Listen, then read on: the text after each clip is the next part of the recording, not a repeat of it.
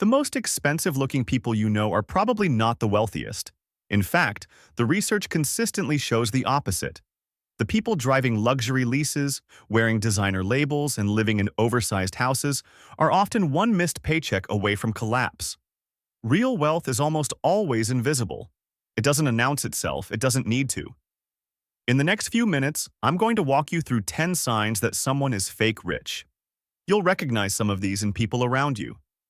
And if you're honest with yourself, you might recognize a few in yourself too. That's the point.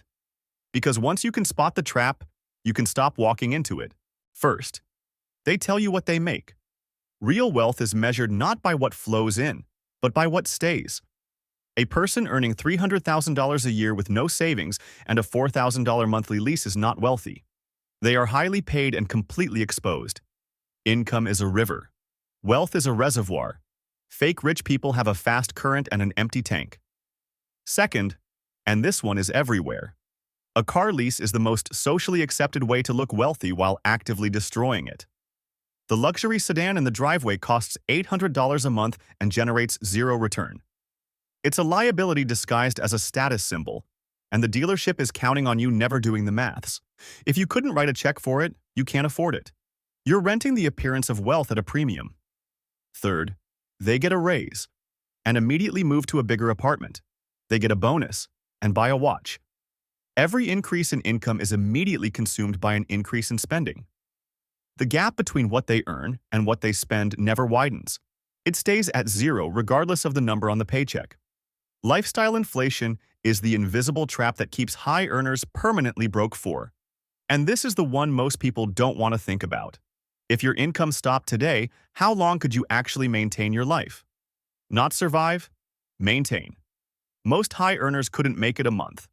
That's not financial security, that's a very comfortable prison. The size of your salary is irrelevant. Your runway is everything.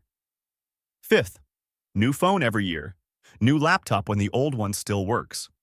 Constant consumption that produces zero accumulation. Each purchase feels justified in isolation. Together, they form a pattern that converts every surplus into stuff, and stuff doesn't compound. They don't own assets, they curate a lifestyle, and lifestyles don't pay dividends. Those first 5 are visible. You can see them in someone's driveway, their wardrobe, their spending. The next 5 are harder to spot. They're psychological, and honestly, they're more dangerous. Here's number 6, and this one is the hardest to admit. The fake rich person tolerates a bad boss, a toxic culture, a role they've outgrown, not because they're loyal, but because they need the paycheck. Their lifestyle demands the salary, which means their employer has complete leverage. Real wealth is the ability to walk away. Fake rich people gave that ability away, one contract at a time. Your golden handcuffs aren't a reward, they're a leash. 7. I got this jacket for $800, said as a flex, not a complaint. Fake rich people equate cost with worth. Genuinely wealthy people talk about returns, not receipts. They ask what something produces, not what it costs. Poor people can't afford things. Fake rich people buy things they can't afford. Wealthy people only buy things that work for them. Number 8. Watch people closely. The person in the luxury car who looks exhausted at 7 a.m. The high earner who can't take a holiday without checking their phone every hour. The professional who is visibly anxious about a performance review, not because they want to grow, but because they literally cannot afford to lose the job. Fake rich people are performing wealth while privately funding their own anxiety. 9. Ask most people what they earn. They'll tell you immediately. Ask them their net worth. Total assets minus total liabilities. And they go quiet, because the number is uncomfortable. Real wealth is tracked, fake rich is felt, and the feeling rarely matches the reality. The number that actually matters is the one most people never look at. And 10th, a job loss, a medical bill, a car repair at the wrong time. For fake rich people, any of these is a genuine emergency, because they have no buffer, no runway.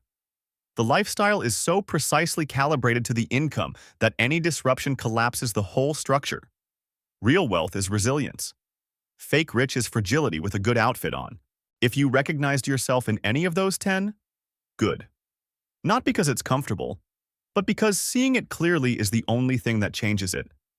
The fake rich trap isn't about stupidity or weakness. It's a system, a very sophisticated one, that profits from your desire to signal success. Every luxury car ad, every designer label, every social norm about what success looks like is engineered to keep you spending your surplus instead of building with it. The exit is simple. Not easy, but simple. Stop tracking your income. Start tracking your net worth. That's the number that tells the truth. Stop optimizing for how your life looks. Start optimizing for how much runway you have. And the next time you feel the urge to signal your success to people who aren't paying attention, ask yourself who that performance is actually for. Real wealth is quiet. It doesn't need validation from strangers at a red light. It's the paid-off car nobody notices, the index fund nobody knows about, the runway that means you can afford to say no to a bad job, a bad deal, a bad situation, without your stomach dropping. The goal was never to look wealthy. The goal is to actually be free. Subscribe. Every week we break down the traps the system sets for your finances. Stop surviving. Start building. I'll see you in the next one.